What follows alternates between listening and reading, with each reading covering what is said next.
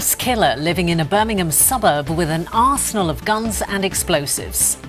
Playing it for laughs as a huge programme of vaccination against influenza gets underway for youngsters as young as 4. And what gets flushed away comes back to heat us. That's at 6. A man found with an arsenal of explosives turns out to be a mass killer with a changed identity. Details next.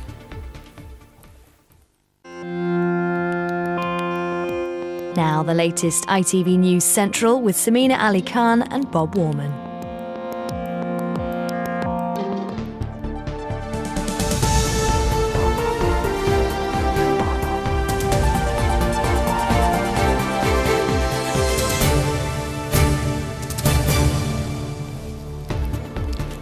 Welcome to the programme. Coming up, a man who shot 5 people dead during 1978 admits owning firearms at his new home. No needles, the nasal spray replacing jabs for a mass flu vaccinations programme. How human waste is being converted into gas for the national grid. And I'm on the red carpet as final preparations are being made ahead of tonight's Pride of Britain Awards.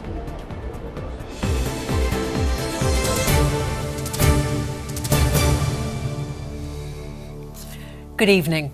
A pensioner who appeared in court charged with making an improvised explosive device and possessing firearms with intent to endanger life has been revealed as the man who shot and killed 5 people in the Midlands in 1978. Barry Williams, now known as Harry Street, was released back into the community after 14 years in psychiatric care. Now, recently he began to behave in a similar way as to how he reacted before he carried out the shootings in West Bromwich and Nuneaton back in the 70s. Wesley Smith was in court today and sends this report. This was a harrowing day for relatives of the victims who died so violently at the hands of Barry Williams, who's now 70 and known as Harry Street. In court today, they heard a full account of events from the 26th of October 1978, when he shot dead 5 people, including 3 neighbours. Others were also seriously injured. He was back in court today after a number of incidents involving his new neighbours at Hall Green in Birmingham. The police investigation led to the discovery of firearms and explosive materials in a cupboard at his house. As part of this investigation, his previous identity and crimes were revealed. In a moment, we'll have more of what happened in court today. But first, Victoria Davis reports on the impact of the crimes of Barry Williams. It was October the 26th, 1978, when Barry Williams became increasingly annoyed by the noise of his neighbours. George and his son Philip were working on their Spitfire car at their home in West Bromwich. But that evening, Williams snapped. He armed himself with 2 handguns and opened fire, killing them both. Next to die was Philip's mum Iris, who tried to escape but was shot through the heart. The couple's teenage daughter Jill was shot 6 times, but miraculously survived. Another neighbour who had opened her front door to see what was happening was also shot, but also survived. Williams then took police on a high-speed chase across the Midlands while shooting at passers-by, including children. His next 2 victims were a couple who ran this petrol station in Nuneaton. Williams was finally arrested the next day in Buxton in Derbyshire. He was sent to Broadmoor Secure Hospital after admitting manslaughter on the grounds of diminished responsibility. Psychiatrists at the time said he was suffering from paranoid psychosis. He was released 15 years later in 1994. It was only when Harry Street was arrested last year for harassing his neighbour that police realised the 70-year-old had changed his name and was in fact Barry Williams. The mass killer had returned to the Midlands and set up home in Hall Green in Birmingham, but over time had developed another neighbour dispute and was found to have amassed an arsenal of weapons including guns, homemade bullets and a homemade bomb. By the time the pensioner was arrested, it was just days away from the 35th anniversary of when he turned a residential road into a bloodbath. Victoria Davis, ITV News. Jill Burkitt was in court today to see Williams, now Street, sent to a secure hospital. She looked relieved when the judge, Mr. Justice Blair, said he should never be released. Williams had been displaying similar behaviour to his new neighbours in Hall Green between 2007 and 2013 to that he showed before the fatal shootings in 1978. He menaced his new neighbours, the Smiths, and even followed them to their new house when they were forced to move, saying, "I know where you live." The question many people will be asking tonight is why were so few people in authority aware that a schizophrenic killer was living in a residential area once again? And some may also ask what might have happened had his illegal cache of explosives and weapons not been discovered now when it was. Wesley Smith, ITV News, Birmingham. A woman who was confronted by a TV reporter last week and accused of writing online hate messages against the parents of Madeleine McCann has been found dead. Police say there are no suspicious circumstances. It's assumed that Brenda Leyland took her own life. Today, people in the village of Burton Overy in Leicestershire say they're shocked at the news, as Gareth Owen reports. The moment last week that Sky News reporter Martin Brunt confronted Brenda Leyland. In a brief exchange outside her home, he asked her why she was attacking the McCanns on social media. He said, "Why are you attacking them so regularly?" She didn't answer, but said, "Look, I'm just going out with a friend, OK?" The reporter continued, "Why are you using your Twitter account to attack them?"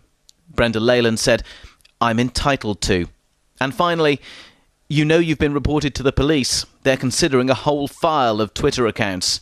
To which Brenda Leyland responded, "That's fair enough." She left the village, and 2 days later, her body was found in a room here, the Marriott Hotel on the outskirts of Leicester. Well, this is where Brenda Leyland lived, the tiny South Leicestershire village of Burton Overy. Only about 300 other people live here. It's a sensitive issue, so perhaps not surprisingly, very few people we spoke to wanted to comment on camera. Those that did told us how shocked they were.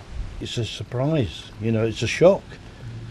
I can't understand why people get involved in other people's lives to be critical. You just don't expect it of people around here, definitely not, no. So it was quite shocking to find out as well, especially because of the whole situation with the McCanns and everything. Today, Brenda Leyland's terraced cottage was all quiet, the curtains still drawn. It's now 7.5 years since Madeleine McCann disappeared from a holiday apartment in Portugal. A number of people continue to use social media to attack and make allegations against Kate and Jerry McCann. Police have been made aware, and it's understood they're examining a dossier of online abuse. Dr. Claire Hardacre is an expert on internet trolling, but she says she doesn't think Mrs. Leyland was a typical so-called troll. She seems to be someone who's engaged in a large conspiracy theory that the disappearance of Madeleine McCann is being covered up by the media and the police in both Spain and in England. And she seems to be trying to campaign very actively to get the media and the police to reopen the case. Brenda Leyland's son Ben currently lives in America. On his Facebook page, a simple message: "I love you, Mum, and I will miss you forever." Sky News has issued a statement in which it says, "We are saddened to hear of the death of Brenda Leyland. It would be inappropriate to speculate or comment further at this time." Gareth Owen, ITV News. A campaign is underway at Birmingham Children's Hospital to give vaccinations to those most at risk of flu. 86% of staff were inoculated in last year's campaign, and they're aiming even higher this time. All staff are encouraged to get vaccinated to keep flu out of the hospital.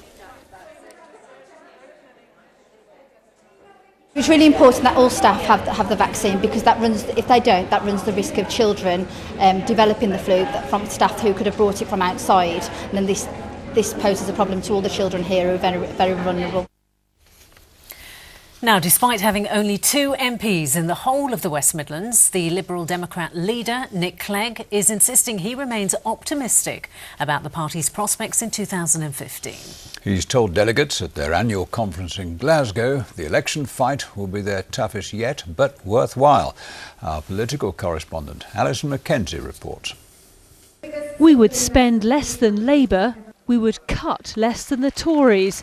That's the message the Lib Dems want the West Midlands to hear from their conference in Glasgow. There are fewer delegates this time. The party took a battering in the local and the Euro elections. They're low too in the opinion polls. So I put it to Mr Clegg, with only 2 MPs at the moment and the chance of going down to 0 here, it's not looking good for the general election. You don't know. The vote hasn't happened yet. I'm constantly fascinated by people who invite me to become a soothsayer. I don't have a crystal ball, neither do you.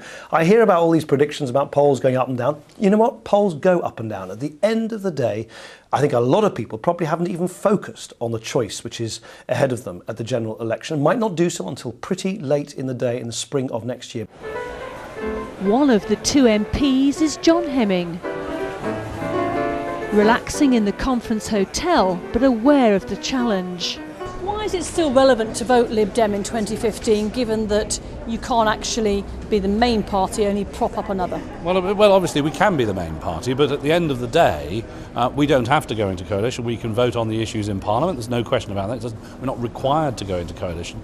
And if you want somebody who wants the maths to add up, unlike the Labour Party, but to look after poorer, hard-working, low-paid people, unlike the Conservative Party, then vote Lib Dem. It's also the party that broke its promise on tuition fees and backed the bedroom tax. But Nick Clegg insists Lib Dems matter. We're not going to repeat the mistakes of Labour. We're not going to borrow as much as them. We're not going to do what George Osborne wants, which is cut, only at the expense of the poor. We want a strong economy, a fair society, where opportunity is spread for everyone across the Midlands.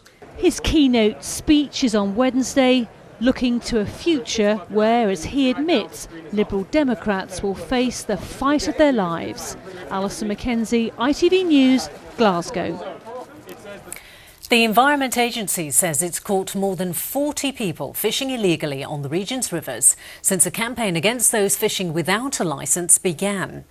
Enforcement officers have been carrying out patrols on problem sites, including along the River Avon near Pershore. They've been using night vision and thermal cameras. The agency says illegal fishing can impact local fish stocks and those who want to fish legally. When they're systematically taken out in large numbers, then that could store up long-term problems for the future. What we want to do is educate people and also deter those people who are taking fish in large numbers. The next stage of work on a major new shopping centre in the middle of Stafford began today. The £70 million new retail complex is set to open in 2016.